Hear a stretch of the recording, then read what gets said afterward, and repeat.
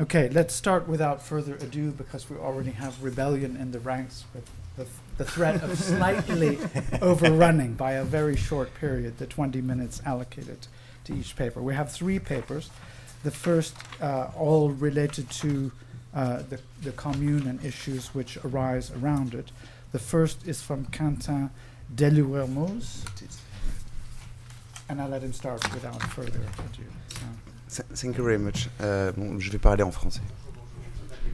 Alors, commencer tout simplement par citer un extrait d'une circulaire de Jules Favre du 6 juin 1871 qui dit ceci: la formidable insurrection que la vaillance de notre armée vient de vaincre a tenu le monde entier dans de telles anxiétés qu'il me semble nécessaire de démêler les causes qui l'ont rendu possible. Et parmi ces causes, je cite toujours, à côté des jacobins parodistes, il faut placer les chefs d'une société maintenant tristement célèbre, qu'on appelle l'Internationale, et dont l'action a peut-être été plus puissante que celle de leurs complices, parce qu'elle s'est appuyée sur le nombre, la discipline et le cosmopolitisme. Alors, cette citation de Jules Favre peut illustrer ce qui est la double problématique de cette contribution. D'une part, il pose le problème qui s'est posé aux hommes politiques, aux exilés, aux historiens dès 1871 et ensuite. Quel a été le poids réel de l'AIT dans les événements de la Commune? Ensuite, l'extrait introduit un constat d'un autre ordre. Cette circulaire est en fait systématiquement reprise dans la plupart des ouvrages sur la Commune ou sur l'AIT. Autrement dit, est-ce que tout n'a pas été dit? C'est ce que répond toute personne qui connaît un peu la question. Est-ce qu'il y a encore quelque chose à dire là-dessus? En bonne logique, il fallait commencer par regarder ce qui avait été fait, les conclusions qui en avaient été tirées, les questions restées posées. Et à partir de là, il est possible d'essayer de s'interroger sur d'éventuelles pistes possibles. D'où le titre, Retour sur un bilan. Donc mon propos s'articule en 2 temps, le bilan et les pistes. Donc le bilan. De fait, la somme des travaux réalisés, notamment dans les années 1960-1970, est proprement considérable et fruit d'une entreprise internationale. Globalement, elle s'inscrit dans le cadre d'une histoire économique sociale du travail, centrée sur les structures organisationnelles et le mouvement ouvrier, autour d'un questionnement marxiste ou d'inspiration marxiste, et d'une grande sensibilité à la précision des faits, comme en témoigne l'important travail de publication d'archives. Alors, je me suis concentré sur quelques jalons de ce vaste continent, en partant des premiers textes de Samuel Bernstein en 1941 jusqu'aux grandes entreprises des années 60-70, sans oublier les synthèses plus récentes. Il y a là donc disponible enquête, source et synthèse. Autrement dit, quelle a été la réponse historienne apportée au jugement horrifié de Jules Favre? Un certain nombre de points, de fait, paraissent clairement acquis. C'est le cas pour ce qui concerne les liens entre l'organisation et l'événement parisien. En 1870, on compte en France plusieurs dizaines de milliers d'adhérents, répartis autour de quelques pôles urbains, Paris, Rouen, Lyon. Mais la dynamique paraît affaiblie au moment de la déclaration de guerre, même si cela ne doit pas être exagéré pour ce qui concerne, à Paris, l'organisation part en bas. À Londres, le Conseil général est d'abord hésitant devant les événements militaires, s'oppose à la guerre de conquête, surtout après la proclamation de la République le 4 septembre, tout en déclarant n'entamer aucune action avant la paix. Pendant le siège, les sections parisiennes sont actives, mais là je reprends un article très important de Jacques Rougerie qui était paru dans les Jalons, professeur de la Commune, aux côtés d'autres organisations auxquelles sont plus ou moins mêlées, comité de vigilance, comité central des 20 arrondissements, garde nationale, municipalité. Et donc elles ont une espèce de traversée des mois de novembre à mars 1871 qui est extrêmement complexe, fait de flux et de reflux. On sait aussi que ces membres ne jouent presque aucun rôle dans le 18 mars, qui est un événement populaire et spontané. En revanche, ces hommes sont présents parmi les cadres du Paris insurgé, au Conseil de la Commune, ils représentent un tiers, sans oublier leur place parmi les officiers de la garde nationale. Et leur rôle le plus manifeste est sans doute celui à la Commission du travail, où ils participent à l'organisation du travail des femmes ou au développement des associations ouvrières. Mais là comme ailleurs, le temps, à vrai dire, a manqué pour une commune qui, toujours pour prendre une formule de Jacques Rougerie, n'a fait que balbutier un système. Surtout, il apparaît difficile dans ses travaux, tels qu'ils le disent, de décrire ce rôle et de l'assigner à une seule appartenance. Pendant la Commune, ces hommes agissent-ils encore uniquement comme internationaux, puisqu'ils ont évidemment plusieurs identités avec eux. Et qu'est-ce que cela signifie? La question s'est notamment posée à propos de la fameuse scission début mai entre la minorité et la majorité à propos de la constitution d'un comité de salut public, puisque tous les internationaux n'ont pas voté, contrairement à ce qu'on a dit, pour la minorité. Au Conseil général, les événements sont suivis de près, mais avec une certaine circonspection. On comprend mal le patriotisme parisien et ses références à la Révolution française, notamment pour Karl Marx. Donc le support du Conseil général reste constant, mais distant, et son activité s'intensifiera après les événements pour répondre aux attaques de la presse britannique américaine ou française. Alors qu'en est-il à l'échelle française, c'est-à-dire des relations entre l'AIT et les mouvements communalistes de province? Là encore, ce rôle est connu. Maurice Moissonnier en a dressé une synthèse nationale dans les Jalons, qui a été ensuite précisée par une série d'enquêtes plus locales. On connaît donc le rôle des internationaux et de ses affiliés à Marseille, Lyon, Rouen, Saint-Étienne, Bordeaux. À chaque fois, on a une description de situations très diverses, mais le constat est globalement toujours le même. Les membres des sections locales de l'AIT jouent rarement un rôle décisif dans les déclenchements insurrectionnels, que ce soit en septembre 1870 ou en mars-avril 71. Et les frontières avec les autres acteurs sont extrêmement poreuses, qu'on considère les républicains radicaux, les libéraux, les ouvriers qualifiés ou les gardes nationales. En revanche, ils peuvent apporter un savoir-faire organisationnel et politique et une tonalité plus ouvrière, ce rôle variant selon les militants, les trajectoires politiques antérieures et les rapports de force locaux. L'information est tout aussi riche pour la dimension qu'on appellerait aujourd'hui transnationale et qu'on a déjà bien évoquée. Nous avons des études sur des individus, mais aussi sur des pays ou des zones géographiques qui montrent comment les sections locales de l'AIT ont pu servir d'écho à l'expérience républicaine puis communaliste, suivant des relectures diverses. Par exemple, on sait que des internationaux ont organisé des manifestations de soutien à Budapest en mai 1871, qu'ils participent à des meetings à Londres, qu'ils envoient des adresses à Genève, ou même qu'ils peuvent intervenir à la Chambre, comme la célèbre déclaration d'Auguste Bebel au Reichstag le 25 mai 1871. S'ajoutent à cela les travaux très nombreux sur les proscrits ou les exilés qui ont été récemment synthétisés par Sylvie April et qui font que l'on connaît bien les situations pour la Suisse, l'Angleterre, la Belgique ou les États-Unis, étudiées par Michel Cordillo. Les effets de l'événement sur l'AIT sont enfin eux aussi bien connus. Ainsi en est-il de la diabolisation de l'organisation qui devient soudainement l'objet de toutes les attentions, on en a parlé un petit peu hier. Même chose pour l'offensive gouvernementale, directe en France, en Espagne ou en Portugal, qui prend la forme d'une surveillance et de pression assez efficace en Allemagne ou en Autriche-Hongrie. Les mesures concernant les réfugiés sont révélatrices de clivages euro-américains latents. L'Espagne accepte de faciliter les extraditions, tandis que la Belgique, la Suisse, l'Angleterre ou les États-Unis refusent de remettre en cause le droit d'asile. Non sans débat. Les situations locales post-communes sont également bien documentées. Départ des ouvriers des trades d'union à Londres, débat entre Mazzini et Garibaldi en Italie, développement espagnol, puis par ce relais, diffusion vers l'Amérique latine. Et globalement, les synthèses décrivent un écroulement en France et en Grande-Bretagne et un développement en Italie, en Espagne, aux États-Unis et en Belgique.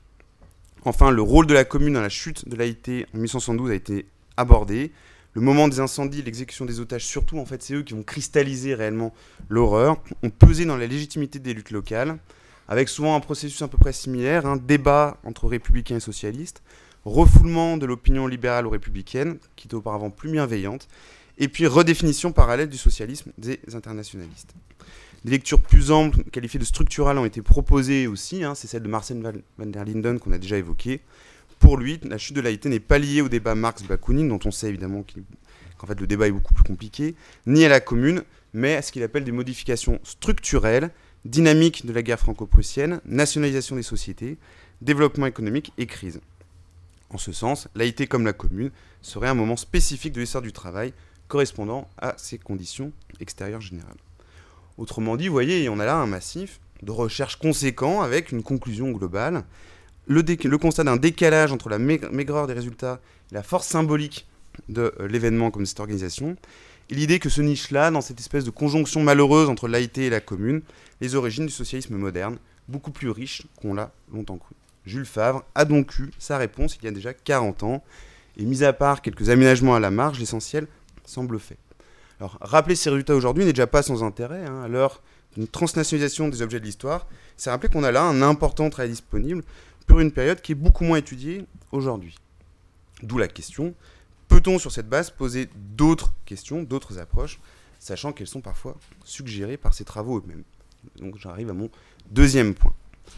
4 séries de remarques peuvent être suggérées.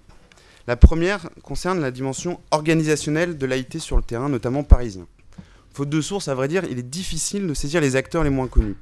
Mais on peut revenir sur les interactions avec les organisations politiques ou paramilitaires, avec la garde nationale, les comités de vigilance, les clubs, les mairies, pour analyser leur rôle dans la dynamique propre de l'événement.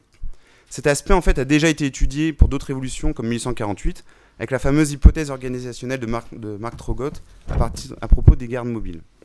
De la même manière, les vagues de flux et de reflux dont je vous ai parlé pour les mois de novembre 1870, pourraient être, pour des sections de l'AIT, pourrait être analysée à la lumière des propositions récentes de Haim Burstein sur la Révolution française, qui montrent l'intérêt de ces formes de captation temporaire de l'énergie révolutionnaire. On aurait là un moyen de mieux comprendre comment ces organisations, ces sections, participent à la dynamique spécifique de la crise, puis de la Révolution, mais aussi comment elles sont constamment utilisées, comment leur rôle comme leur définition sont constamment modifiés. Alors la seule solution pour cela serait de mener une micro-histoire d'un arrondissement ou d'un quartier, ce qui est difficile, on manque d'études de ce type. Dans le papier, je donne juste un exemple, mais qui montre que par cette entrée, on a quand même la possibilité de mieux appréhender le type de relations de pouvoir suspendues et sans cesse recomposées qui agitent la commune et qui sont tout sauf une pure anarchie. Alors dans ce cadre, le décalage croissant avec le Conseil général, qui lui-même pris dans sa propre trajectoire, apparaît évident. En fait, les expériences et les attentes se disloquent peu à peu. Cela permettrait de revenir sur le type de structure qu'elle a été, ce qui a déjà été évoqué hier, non pas un cadre strict et contrôlé, mais une courroie de transmission entre plusieurs initiatives, constamment en cours de redéfinition. Notamment, on pourrait s'intéresser sur les modalités du contact entre ce qui se passe à Paris, les sections parisiennes, et à Londres. Si on regarde les minutes du Conseil général, on voit qu'en gros, les informations arrivent soit par des individus qui parviennent à circuler, tel Serraillier, soit par courrier, mais elles sont des parcours incroyables qui sont d'ailleurs bien précisés dans les minutes, soit le plus souvent par la presse, un moment d'expansion de l'ère médiatique qui est sans doute une dimension essentielle de la période. De la même manière, on a l'impression qu'il existe bien des circuits entre sections beaucoup plus horizontaux qui sont visibles en fait en 1870. La section allemande de Paris envoie des documents en allemand sur le procès de l'Haïté en 1870 à la section de Budapest. Alors ces circuits se poursuivent-ils pendant le siège puis la Commune ? Sont-ils nombreux ? En tout cas, on voit bien là que le fonctionnement concret et les ramifications plurielles de l'association restent à préciser. Voilà pour le premier ordre de questions. Le deuxième type de questionnement relèverait davantage de ce qu'on appelle l'histoire intellectuelle. Et là, il est clairement suggéré par ces travaux. Marc Vuillemet rappelait hier le danger qu'il y a à opposer des positions socialistes de l'Haïté aux révolutionnaires romantiques de 1848 ou encore des républicains libéraux. Ces étiquetages fonctionnent mal, de même que le fait de décrire la Commune comme un bric-à-brac idéologique est un peu court. Les gradations, comme le notent ces mêmes études, paraissent en fait bien plus complexes. Au niveau de l'Haïté, je n'y reviens pas, les conceptions restent diverses, mais pour la Commune de Paris, l'ensemble des idées, des croyances des acteurs ne peut être associé au seul proudhonisme dont on a vu la plus grande complexité ce matin. Et de la même manière, Jacques Rougerie suggère d'autres liens, de suivre le rôle des travaux de Charles Renouvier, Charles Fauvetit, Constantin Pecker, sans oublier que ces internationaux sont aussi des ouvriers qui ont une culture de travail spécifique, un rapport à ce qu'on appelle le bon droit, qui est très important sous la Commune. Et enfin, l'événement entraîne des rejeux, ce que Michel Reussarcet appellerait des discontinuités, et c'est de cette manière qu'il faut comprendre la pleine actualité du projet de République démocratique et sociale de 1848, ou la présence vive de la Révolution française de 1789-1794.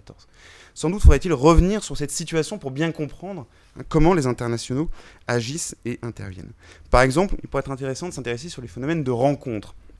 La commission du travail, je vous l'ai dit, est prise en main par les internationalistes qui veulent réorganiser les rapports de travail.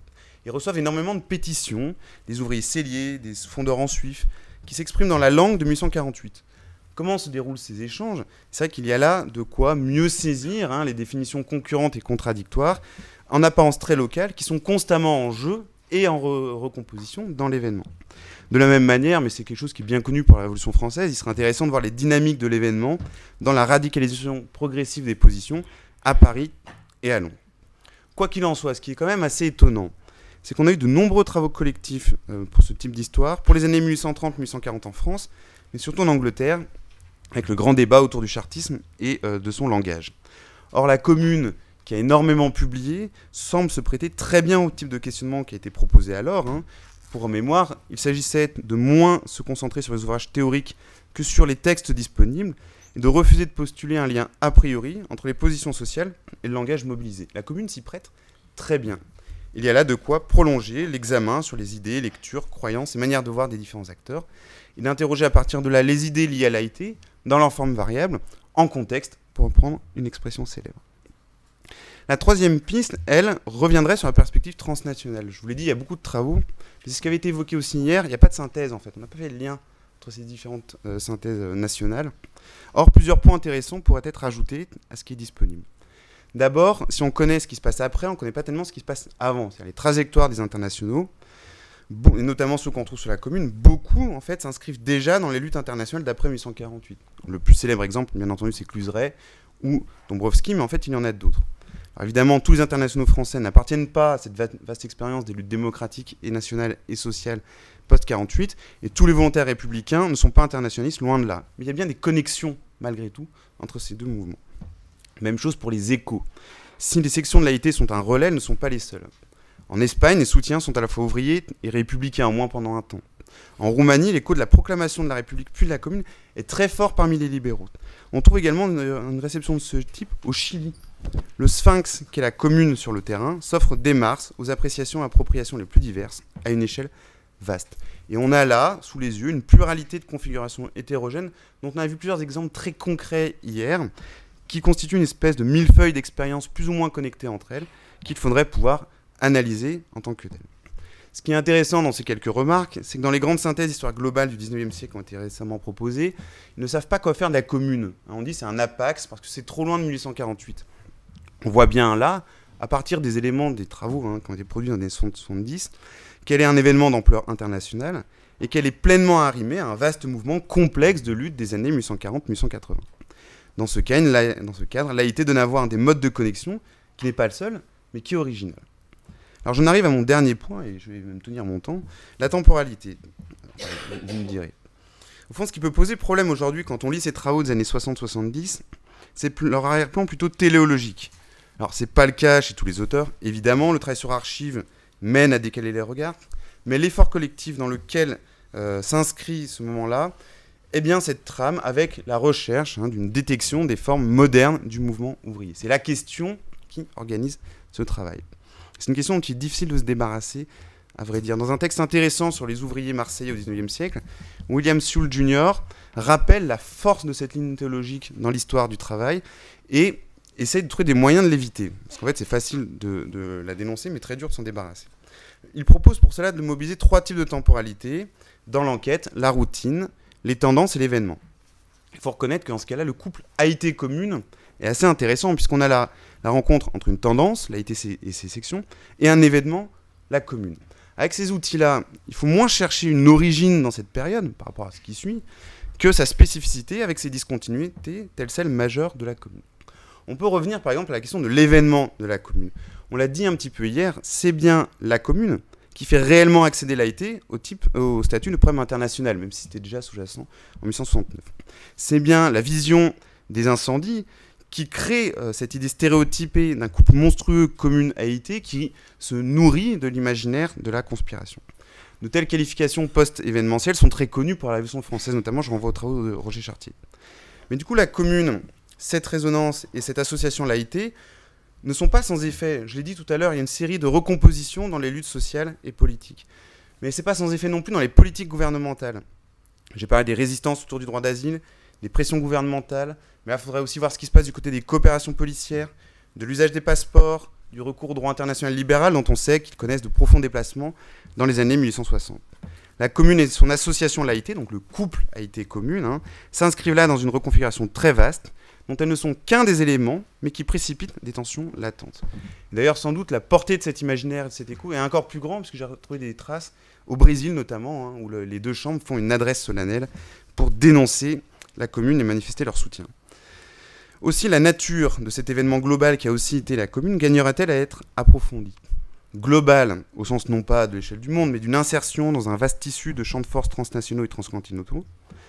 Événement, au sens où, par une série de déplacements, on a bien ce que William Sewell Jr. appelle un changement de structure, modifiant, sans être le seul moteur, les configurations sociopolitiques antérieures.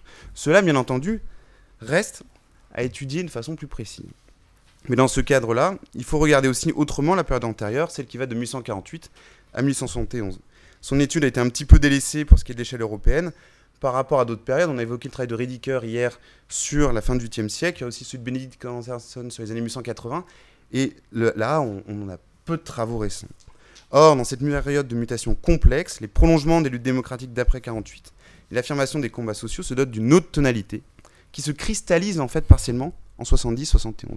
Et la singularité de l'expérience qui a été l'AIT apparaîtrait là avec force. Il y a là tout un travail qui peut être poursuivi, qui viserait à restituer avec plus d'honnêteté les manières de voir, les capacités d'action, les modes du conflit, les espérances ajustées des différents acteurs. Alors, j'en arrive à ma conclusion. Ces dernières expressions révèlent le moteur implicite de ma seconde partie. Au fond, je n'ai fait qu'appliquer là très sagement, sur cet objet, les formes du questionnement historien, tel qu'il s'est recomposé depuis la fin des années 80, et qui en fait avait déjà commencé à s'appliquer avant. Remise en cause des catégories prédéfinies, étude des acteurs, mise en avant du jeu d'échelle, analyse connectée. Le passé, on le sait, se lit à la lumière des questions du présent. Et cet arrière-plan que je viens de mobiliser n'est pas qu'historiographique.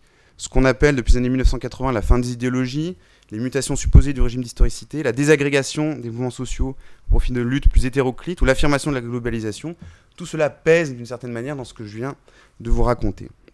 Aussi n'y a-t-il pas substitution de questionnaires vis-à-vis des travaux évoqués initialement?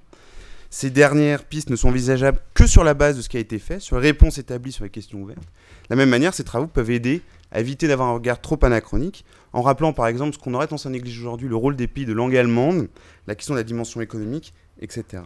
On peut donc travailler sans doute encore sur les relations complexes entre l'AIT et la commune, il reste des choses à faire, mais la question est de savoir si l'effort collectif sera aussi intense aujourd'hui que celui que j'ai décrit pour les années 60-70, et à l'évidence, rien n'est moins sûr. Je vous remercie.